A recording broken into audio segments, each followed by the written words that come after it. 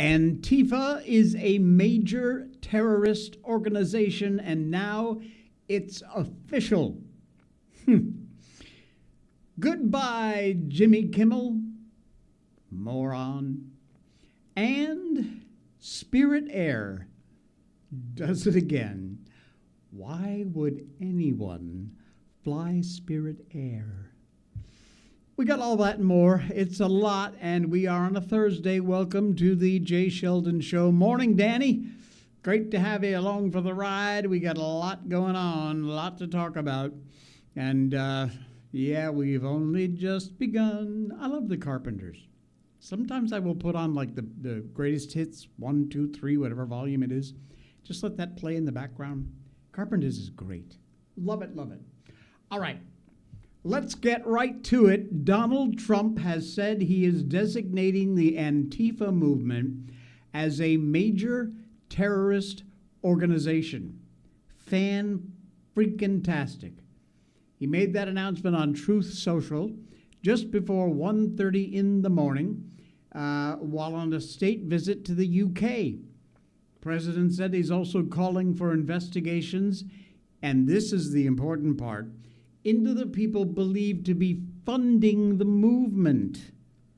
Soros. Did I say that? He says, I'm pleased to inform our many USA patriots that I'm designating Antifa a sick, dangerous, radical left disaster as a major terrorist organization. Trump wrote, I will also be strongly recommending that those funding Antifa be thoroughly investigated in accordance with the highest legal standards and practices. Now, if you don't know, I'm sure you likely do, but Antifa is short for anti-fascist.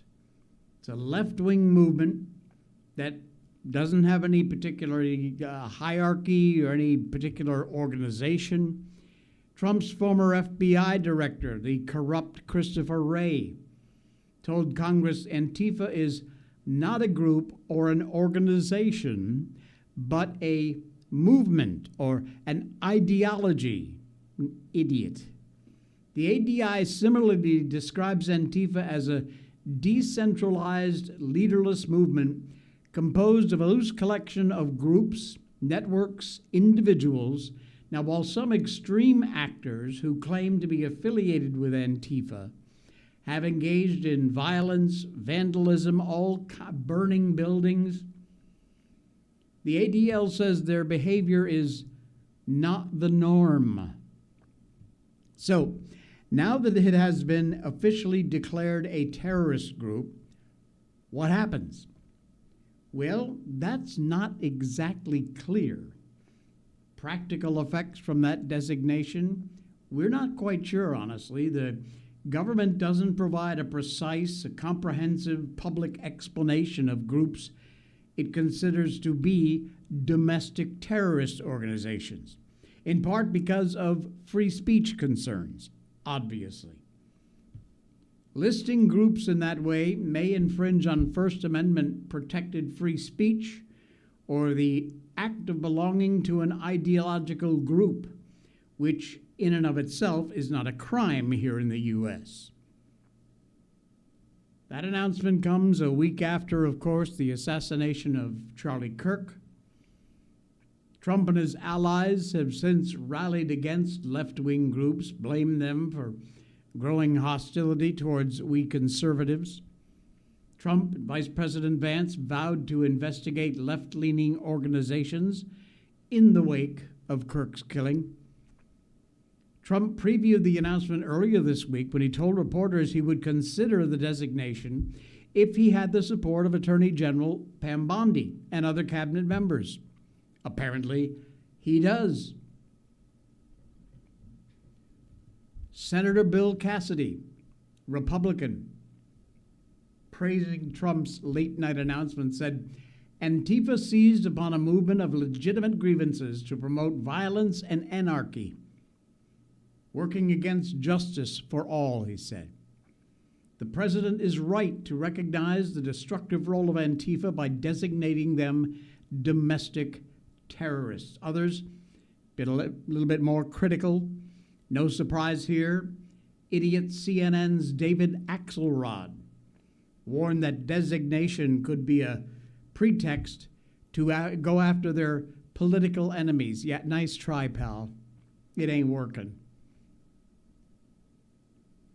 Trump first vowed to designate Antifa as a terrorist group during his very first term. Nationwide protests sparked by the murder of George Floyd in 2020. Legal experts at the time said that speech concerns were big and warned the designation had no legal backing. But it don't matter now because he's done it.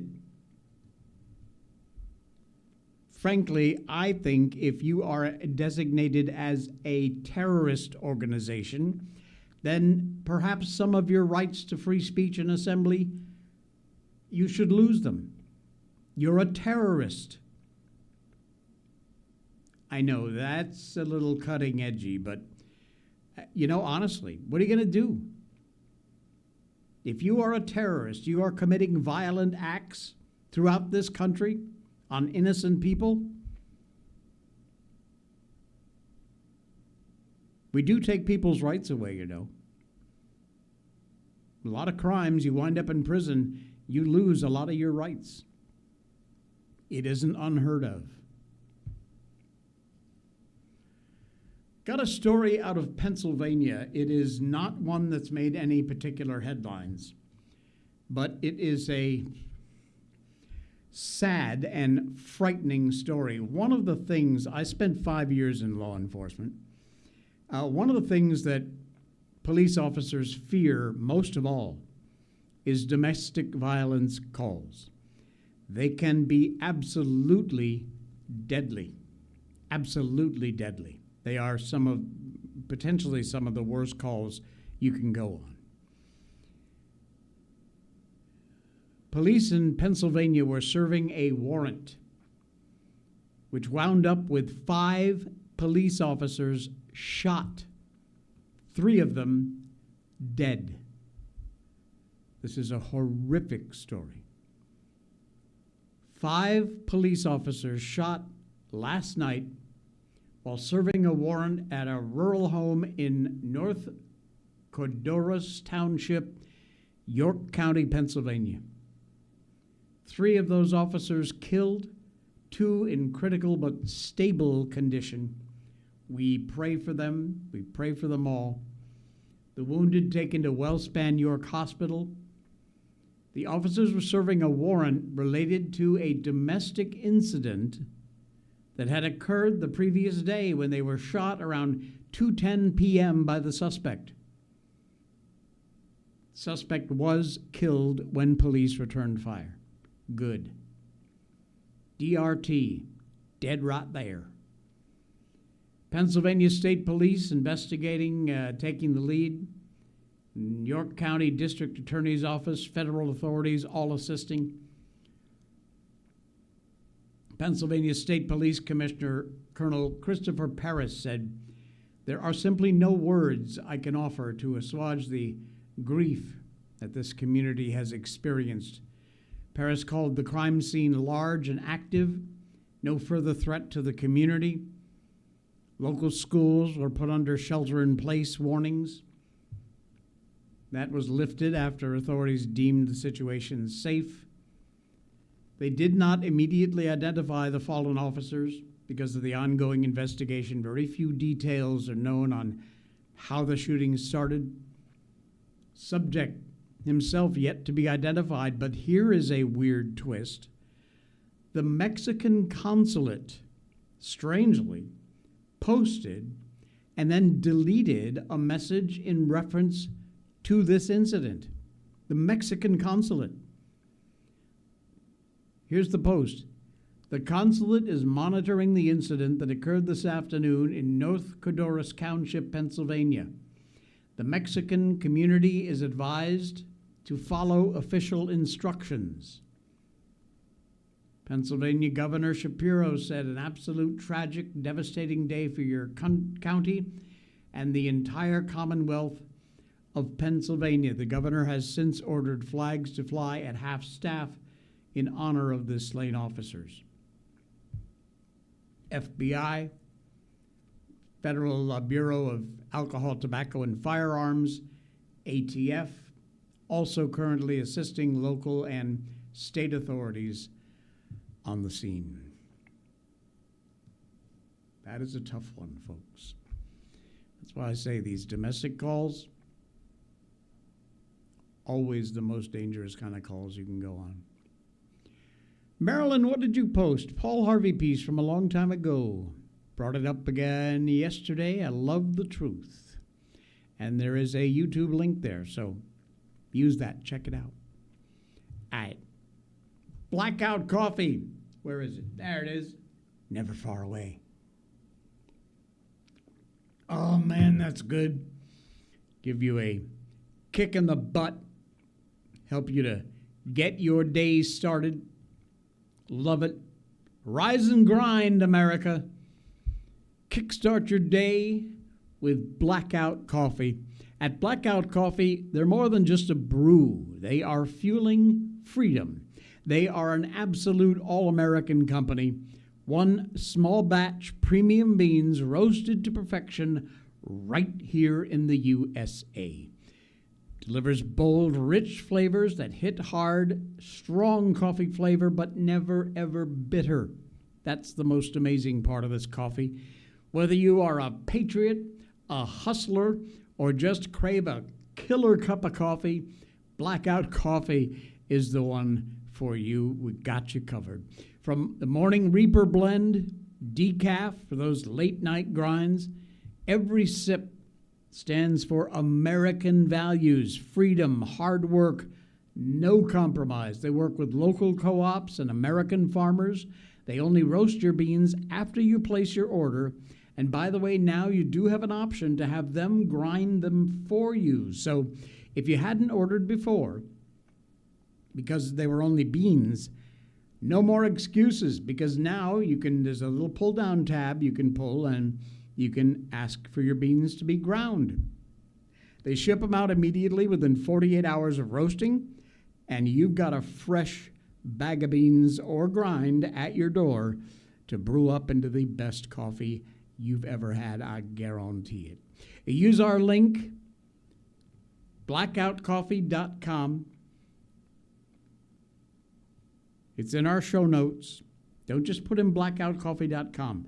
Go down in the show notes and use that link to head over there, because when you do, if you're placing your first order, you get your 20% off your first order. You can also just use the code J20. 20% off your first order at Blackout Coffee.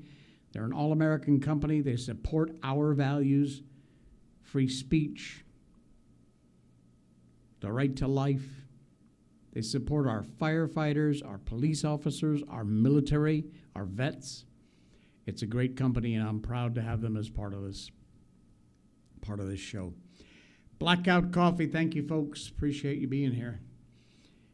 All right, speaking of the woke left, here we go again. And Jerry, goodbye. Unilever, which bought Ben & Jerry's ice cream quite a while ago, actually, for a ton of money. You know what? Before they went totally crazy, when this Ben & Jerry's first came out, it was great. Expensive as hell. They sell it here, but it's insane because of the conversion rate.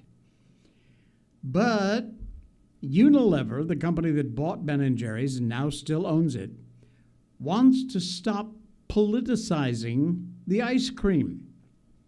So the Jerry of Ben & Jerry's quit in a fit. Bye-bye.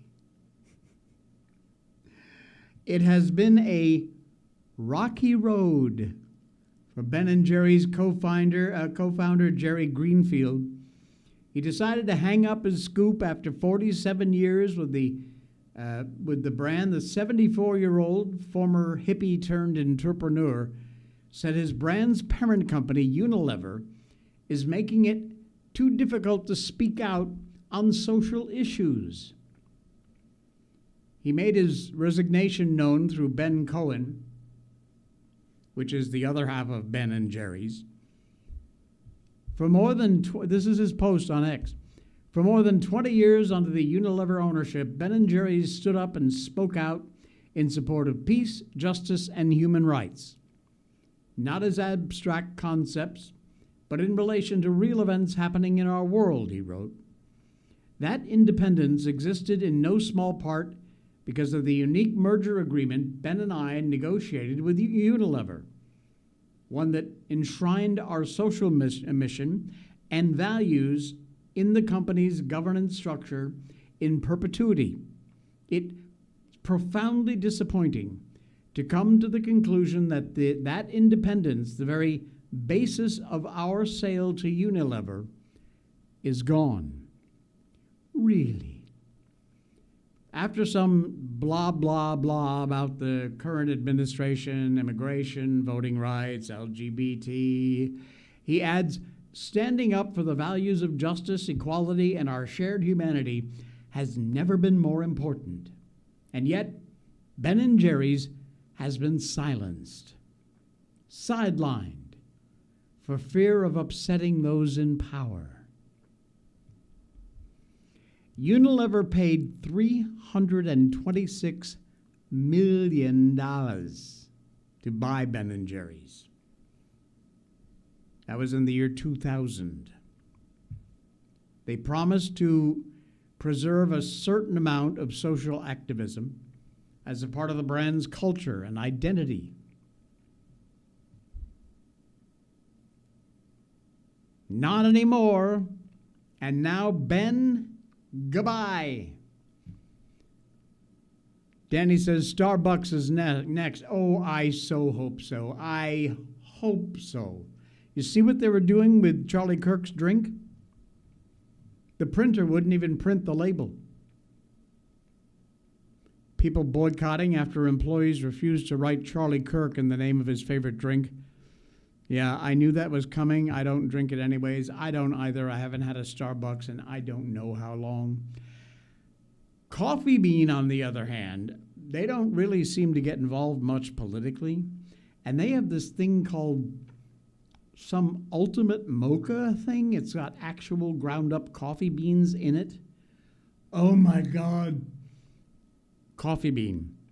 I have to research that company and see how left they are. Probably left, but they don't put themselves out there very much. So yeah, if I want one of those kind of drinks, I'm a Coffee Bean fan. Coffee Bean and tea leaf, and that ultimate mocha is great. Check it out. I love them, but when I found out their stand, I never bought it again. Shocked that Starbucks wouldn't put Charlie's name out. I never liked them, but Charlie has always had a cup whenever I saw him. Shame on them. Exactly. Shame on them. And actually, that slides us right into the next little bit. When Charlie Kirk died, so did the Democratic Party. And what's coming next is even worse. Up until the early 2010s, the emotional appeal of being a good, loyal Democrat was kind of twofold. It signaled to your peers how much you cared about the poor, the environment, the disadvantaged. And if you were white, it used to be proof you weren't a racist. Meanwhile, the GOP was just the party of the old white dudes. You remember? Business tycoons, religious weirdos. The Republicans of the squares. More or less, that's how the media portrayed the two parties. Republicans were the stodgy old farts and footloose, and the Democrats were the cool kids who just simply wanted to dance. And that's how it was for a very, very long time. Those are the long-established brand identities of the Democrats and the Republicans, pushed, promoted by Hollywood propaganda. 1972 rom-com Butterflies Are Free. Remember that one? Goldie Hawn. She said, "I joined the Young Republicans. Another mistake. There's no such thing as a young Republican. Now, funny line, and actually had at that time a bit of truth. Meanwhile, the Democratic Party branded itself as a one-stop shop for young people with big hearts, the party of the people with tons of compassion and empathy. The donkeys were the dreamers, thinkers, lovers, the optimists. Republicans, bitter, unimaginative, stuck in the past realists. The Democrats, back then, led with love. Back when I was 18, registered to vote, I registered as a Democrat. That's exactly why. If it was showcased in their sloganeering, make love not war, love conquers hate, keep hope alive, give peace a chance, putting people first, the man from hope, yes we can, you heard them all. Well, that all began to unravel during the Obama years. Oh yeah. Before the Democrats were a left-leaning coalition party comprised of union workers, Catholics, feminists, minorities, tradesmen, Jews, gays, and others. But by the beginning of Obama's second term, the Democrat Party had handed the keys to the far, far, far left. And the far left alone. This was the first shoe to drop. Union dock worker in New Jersey never had much in common with, say, a committed socialist from Portland. But they still voted Democrat because they believed the Democratic Party better protected their political interests. And when the left ascended, union workers, other essential parts of the donkey coalition, started to look elsewhere for people to represent them. And then enter Donald Trump and the MAGA movement. When the Democrat Party swung so far to the left, it created this opening for an outsider like Trump to champion the plight of all those Americans that got left behind. And this became the backbone of the whole MAGA movement. If the Democrats had half a brain, they would have realized this a hell of a lot sooner. But they didn't. They figured Trump was this bizarre, historic anomaly, master propagandist with an inexplicable Svengali-like hold on the gullible audience. And if they got rid of Trump, they'd get rid of the movement. They didn't understand that MAGA was as much about the left as it was about the right. So they tried character assassination, criminal charges, non-stop resistance campaign. They even called him Hitler, a fascist, a dictator, a Nazi, an existential threat to democracy. The American people listened to them, then they listened to Trump, and then they voted MAGA. The Democrats failed to change Donald Trump's brand identity. Trump, no matter what, is still Trump. But they spectacularly succeeded in changing how we perceive them. Between 2016 and 2018, Trump's first term, Republicans gained 100,000 more registered voters than the Democrats. 100,000. But just between 2024 and today, just last year and today, the Republican edge has exploded tenfold. They have now gained over 1 million. Something huge is happening in the heartland. It is no secret that the Democrats' party is completely in the toilet, and that toilet's been flushed. NBC.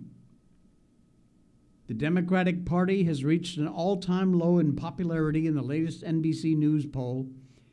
Searches for a path forward after painful loss to Trump, and as the party's voters spoil for a fight between their leaders in Washington and Trump, just over a quarter of the registered voters, 27%, say they have positive views of the party, which is the party's lowest positive views in NBC News polling data going back to 1990. 7% is all. 7% say their views are very positive. And that was all before the murder of Charlie Kirk. Before that happened. If the Democrat brand was in the toilet before, what could it possibly be today? Are you kidding me? Changing a long-established brand identity, especially for the Democrats, isn't easy. In fact, it's almost impossible. There's a reason why rebranding campaigns are so freaking expensive. It isn't easy to change minds and hearts. Usually it happens one of two ways: gradually, then suddenly. After the gruesome murder of Charlie Kirk, we are now in the suddenly part. For years, the Democratic Party was protected by the halo effect. They were part of the love, compassion, virtue signaling. It gave their brand a certain form of Teflon. Well, that Teflon is gone.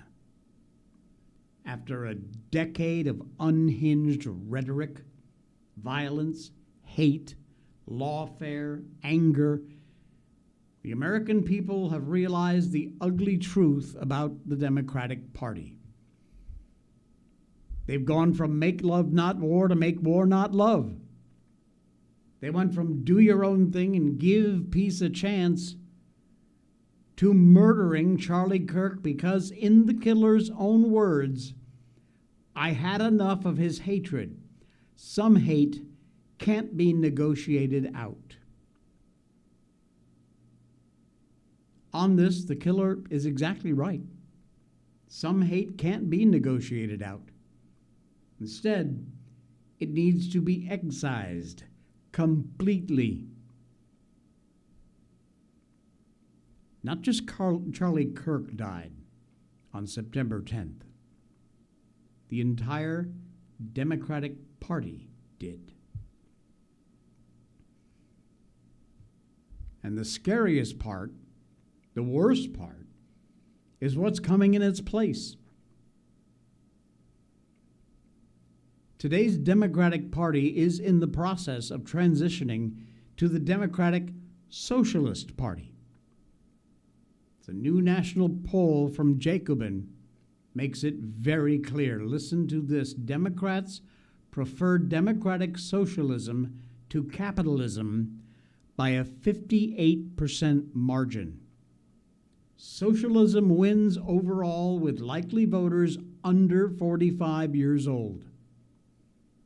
Candidates who identify as democratic socialists are viewed just as favorably, 69%, among registered Democrats as those who identify only as Democrats. Every year, the older Democrats die off. Just a fact of life. The Democrat socialist advantage is going to steadily grow within that party, and this divide has been spreading like wildfire and will continue during the 2026 midterms. By 2028, it is going to devour the remnants of whatever is left. The future's theirs. The Democratic Party, dead and buried. Long live the Democrat Socialists, which should absolutely scare the hell out of you. Oh, man. What am I missing here in the chat? I love Ben and Jerry's. Yeah, I used to love them too, but no, not in many, many years, decades probably. Danny says, I think I am Charlie thing is ridiculous, and people are doing it for a look at me, I'm such a great person. Yeah, I'm a bit uncomfortable with that too. You want to honor him, pray for the family, learn God, and order a shirt from Turning Point. Good advice. Good advice. Jimmy Kimmel. Goodbye.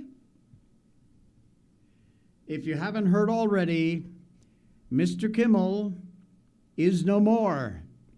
No, not that way. His show has been put on a permanent, indefinite hiatus. Basically, he's fired. But what did he say? The ABC star's controversial comment. He's been pulled from ABC indefinitely after he made some controversial comments about the assassination of Charlie Kirk.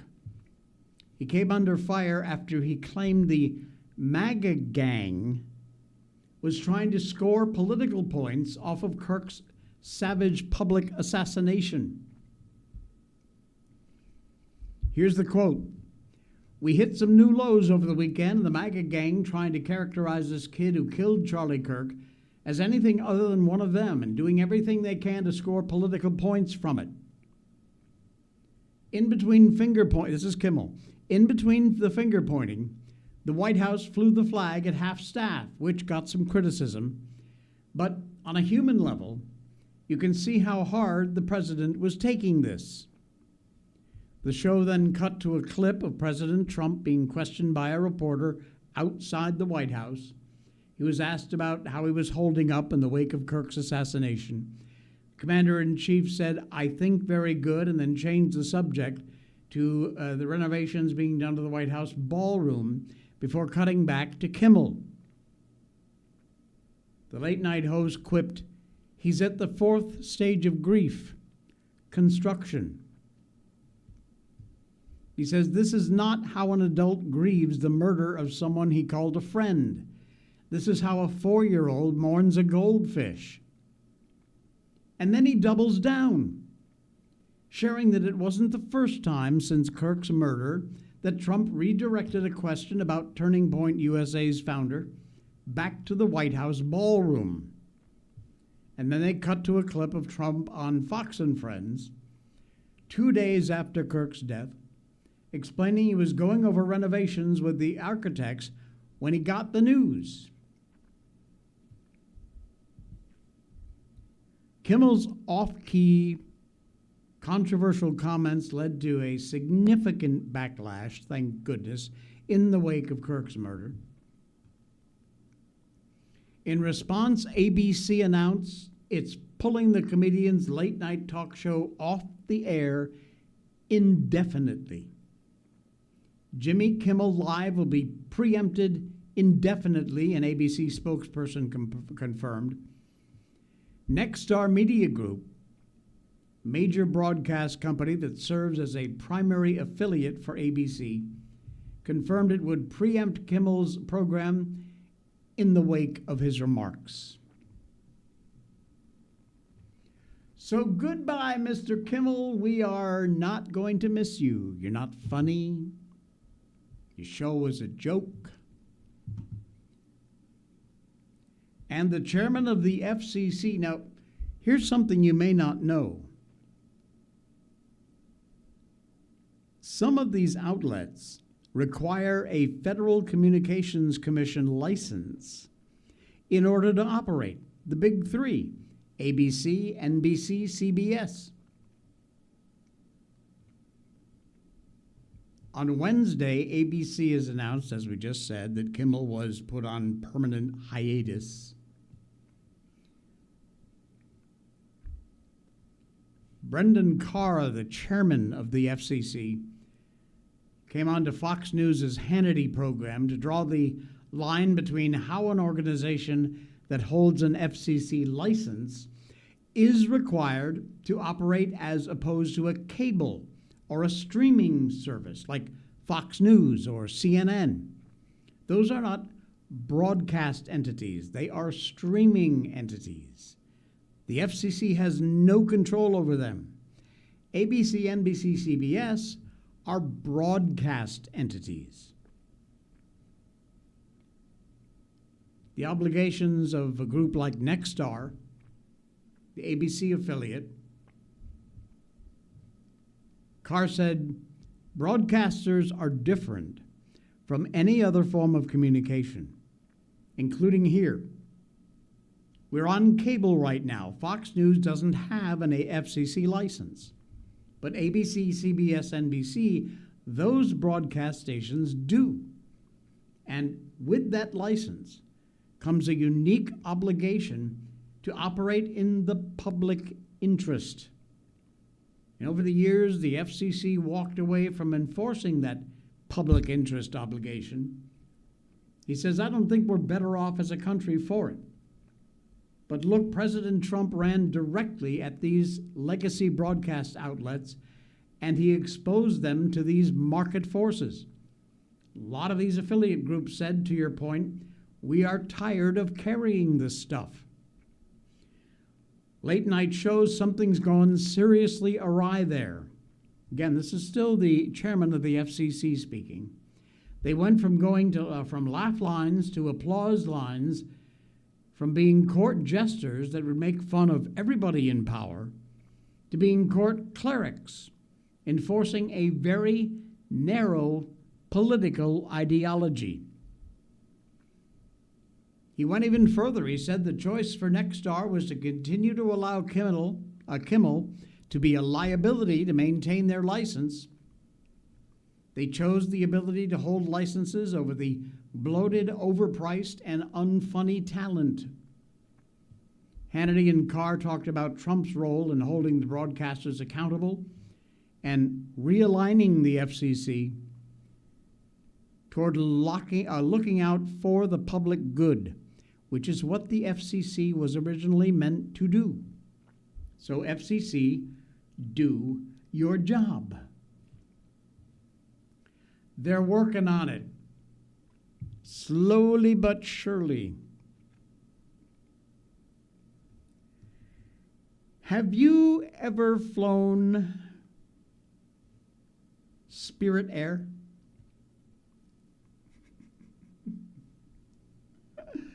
Why? There they are. Big yellow Spirit airplane. There's been a lot of stories about Spirit Air. It has been a nightmare. And here's another one. Pilots on Spirit Airlines Flight 1300, en route from Fort Lauderdale to Boston on Tuesday, were reprimanded by the air traffic controllers for flying too close to Air Force One, carrying President Trump to the United Kingdom.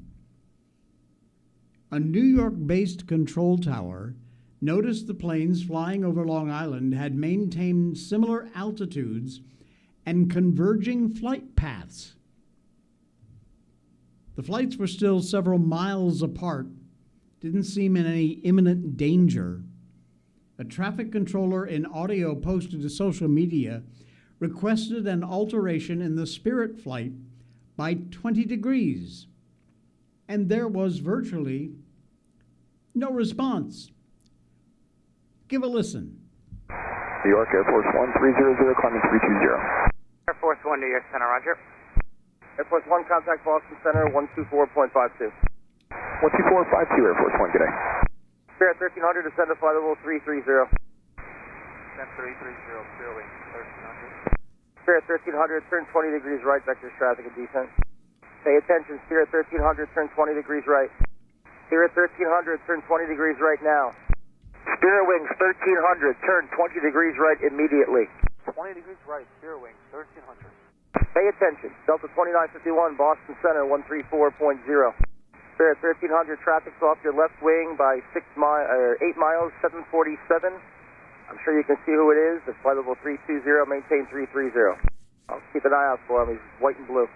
Spirit 1300, Boston Center, 134.0. I got to talk to you twice every time. Spirit 1300, Boston, 134.0. Pay attention. Get off the iPad. Pay attention. Get off the iPad. What the hell?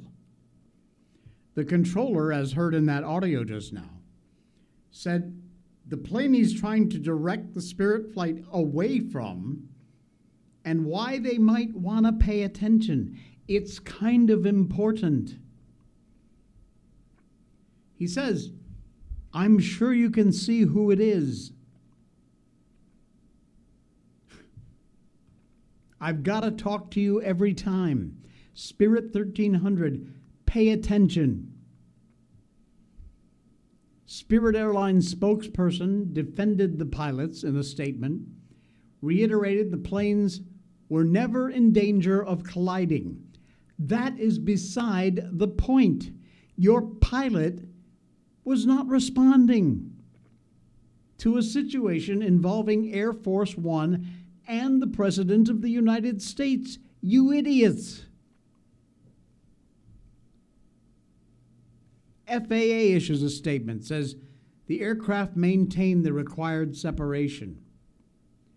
Again, not the point.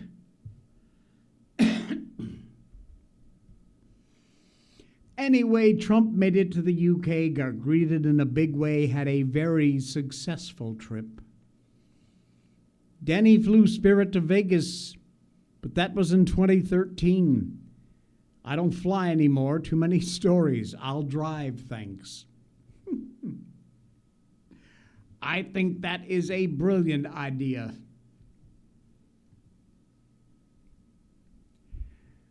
Would you like to become a citizen of the United States of America? I know most of you already are. Well, things just got a little bit more difficult. We talked about this months ago, I think. But the Trump admin is making now officially changes to the U.S. citizenship test and re-implementing updates to the test during the president's first term, in which the Biden administration got rid of all of them. No surprise there. Now, the changes to the naturalization civics test assesses applicants' knowledge of U.S. history and government. The 2025 test will re-implement the 2020 naturalization civics test. Like the 2020 version, the 2025 one includes 128 possible questions, up from 100 back in 2008. Aliens are required to answer at least 12 out of 20 in order to pass correctly. Are you ready? I don't have all of them. Name one thing the U.S. Constitution does. These are actually test questions. Name one war fought by the United States in the 1800s. Thomas Jefferson was famous for many things. Name one. These are not that difficult. Why did the United States enter World War I? That one's a little more tough. And name one example of an American innovation. Just a few sample questions that come directly from the test. They've already begun to implement these changes. It is underway. And if you are going to take that test, you better study. I wonder if there is a Spanish version.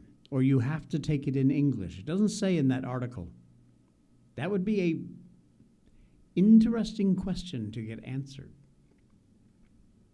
Don't know. We'll see. How much time do you spend on your phone? I know. If you're like me, the answer is too much. But who's going to stop you? You're a big boy or a big girl. You're an adult. You can make up your own mind whether you're going to play on your phone or not. Mine is right here, never far away. Of course, it's on mute and do not disturb while I'm here on the show. But nevertheless, sometimes you need a little help in controlling how much time you spend on your phone. And this guy has the best phone editor you could possibly imagine. Take a look.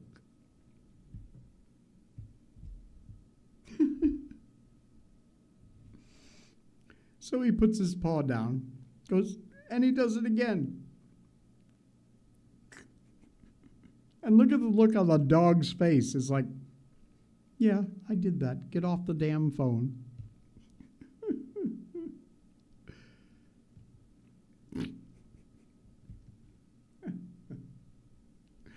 I'm really surprised Miko hasn't done that to me. I really, really am. Would not surprise me in the least. Hey, enjoy the rest of your Thursday, my friends. Thank you for popping by. If you're new here, please hit that follow button. Whether you're on X, where we are live, or here on Rumble, just hit the follow button. It's free. Or if you don't have an account, sign up for one. That's also free. Then you can follow the show.